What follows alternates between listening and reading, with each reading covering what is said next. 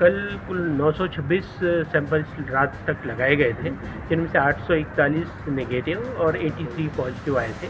उन्हें मिलाकर टोटल 2933 अपने पॉजिटिव केसेस हो गए हैं। जहाँ तक आप जो बात कर रहे हैं केसेस बढ़ते जा रहे हैं या निकलते जा रहे हैं, उसका कारण ये है कि हमारा सर्वे सघन सर्वे हम लोग कर रहे हैं। एक एक घर में जाकर लोगों को देख रहे हैं कि कहाँ कहाँ संक्रमण है अथवा उनको कोई लक्षण है। जो मैं शुरू से कहता आया हूँ कि जो भी हमारे पेशेंट्स रहते हैं, जो पुराने पेशेंट्स रहते हैं, इनकी कॉन्टैक्ट ट्रेसिंग बहुत महत्वपूर्ण अंग होता है किसी भी ऐसे इस तरह के संक्रमण में पता करने का कि संक्रमण की क्या स्थिति है उस क्षेत्र में। तो कॉन्टैक्ट ट्रेसिंग के माध्यम से हम प्राइमरी क्षेत्र किसी प्राइमरी कॉन्टैक्ट के बाद उसके सेकेंडरी कॉन्टैक्ट को उनको लगातार हम ट्रेस करते जा रहे हैं। और इसके बाद ऐसे क्षेत्रों में भी जो बफर जोन के बाद का क्षेत्र है वहाँ भी हमने लोगों की टेस्टिंग की है और वहाँ भी पॉजिटिव पाए गए हैं। कुछ ऐसे क्षेत्र नए क्षेत्र में भी निकल कर आए हैं जो कि हमें पॉजिटिव मिले हैं। हाँ, नंबर का जहाँ तक सवाल है तो कंटेनमेंट क्षेत्र को हमने मर्ज किया है। कई जो बड़े छोटे छोटे कंटेनमेंट क्षेत्र थे, पास के कंटेनमेंट क्षेत्र की हमने बाउंड्री को मिला दिया है और अब उनको एक साथ कर दिया है। तो कुल मिला के 42 कंटेनमेंट क्षेत्र इस समय हमारे शहर में है।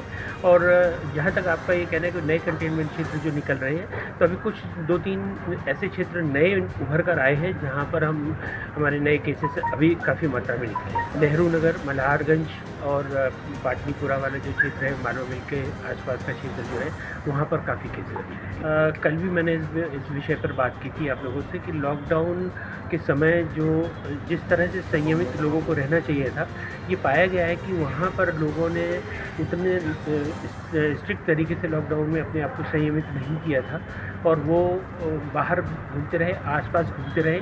और ऐसे लोग जो वहाँ प्राइमरी कॉन्टैक्ट थे, जिन्हें पूरी संभावना थी कि वो संक्रमित व्यक्ति के संपर्क में आने के कारण संक्रमित हो सकते थे, वो व्यक्ति इधर उधर घूम के उन्होंने दूसरों को भी संक्रमण फैलाया।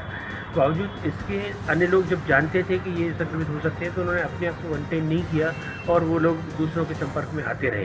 प्रशासन द्वारा सख्त कार्रवाई की जा रही है और अब इनमें सख्ती बढ़ने के कारण अब निश्चित तौर पे हमने उस एरिया को पूरी तरह से कंटेन कर दिया है। जैसा मैंने अभी बोला आपको कि कॉन्टैक्ट ट्रेसिंग जब हम करते हैं तो ये पाते हैं कि व्यक्ति का प्राइमरी कॉन्टैक्ट कौन है। जो ये बोल रहा है कि उनकी कॉन्टैक्ट हिस्ट्री नहीं है, अब मैं आपको उदाहरण के तौर पे समझाता हूँ। मान लीजिए मैं एक व्यक्ति हूँ जो संक्रमित था, मेरे से एक व्यक्ति ए मिला, वो बी से मिला तो बी संक्रमित हो गया। अब बी मुझसे जब सी मिला तो सी चूँकि मुझसे डायरेक्ट नहीं मिला है मगर वो बी के कॉन्टैक्ट में आया और संक्रमित हो गया, तो उसको ये लगता है कि वो तो मुझसे मिला नहीं तो कैसे संक्रमित हो गया, परंतु बी से तो मिला था वो। इसीलिए हमारी जो कॉन्टैक्ट ट्रेसिंग होती है वो ए और बी को ढूंढना अत्यधिक महत्वपूर्ण होता है और हम लोग इसी पे वर्क कर रहे हैं। अधिक मात्रा में हम लोग सैंपल ले रहे हैं। सैंपल की तुलना में जो अभी हमारे पॉजिटिव आ रहे हैं वो अभी भी पॉजिटिविटी रेट हमारी अच्छी रेट चल रही है और उसमें पब्लिक को बिल्कुल भी चिंता करने की आवश्यकता नहीं है। निश्चित तौर पे ये चुनौती रहेगी और मेरा बार बार ये अनुरोध है कि कृपया आंकड़ों पे न जाएं। ये एक संख्या है, अगर हम सैंपल लोगों की ज़्यादा करेंगे तो चूँकि ये वायरस सभी लोगों में फैल सकता है और इसकी संख्या से कोई महत्व नहीं है। हमें सिर्फ ये लोगों से अनुरोध है आप लोगों के माध्यम से कि लोग सोशल डिस्टेंसिंग बल्कि जो पर्सनल डिस्टेंसिंग होती है इसे बनाकर रखें, ये एक अपनी आदत में डाल लें और अब ये मान के चलें कि हमें अपनी लाइफ स्टाइल में परिवर्तन करना होगा और लाइफ स्टाइल को कोरोना पूर्व और कोरोना के साथ ऐसे 2 भागों में बांटना पड़ेगा। अभी तक हम जो ज़िंदगी जी रहे थे वो एक अलग भाग था, अब आगे की जो ज़िंदगी हम जिएंगे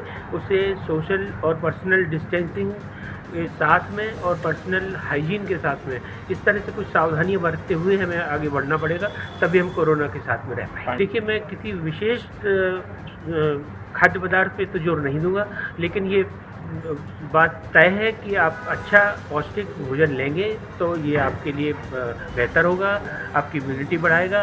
लेकिन ये सभी चीज़ें तात्कालिक लाभ के लिए नहीं होती हैं, ये दूरगामी लाभ के लिए होती हैं और हमेशा ही आपको पौष्टिक भोजन खाना चाहिए। किसी विशेष चीज़ के लिए मैं कभी जोर नहीं देता।